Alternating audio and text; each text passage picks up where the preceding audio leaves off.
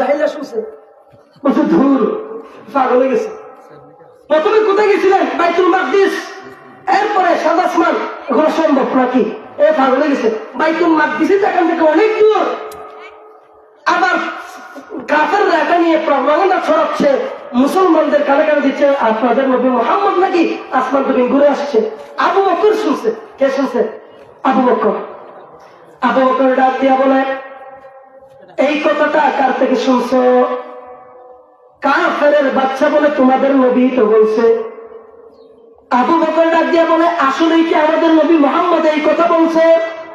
বলছে কেন, তোমাদের নবী তো বলতেছে, এখনো বলতেছে, গিয়ে শুনে আসো।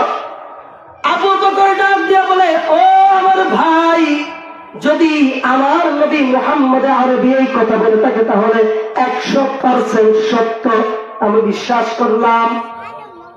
আমার নবী যদি বলে 1 সেকেন্ডের মধ্যে ঘুরে আসছে, তাহলে আমি আবু বকর বিশ্বাস করে নিলাম। সুবহানাল্লাহ বলেন। মেরাজ কি তসদীক সে আবু বকর হো সিদ্দীক, मेराज की तस्दीक से बू बकर हो सिद्दीक, इनकार से बू जहल हुए दीन के जिंदीक, इनकार से बू जहल हुआ दीन का जिंदीक।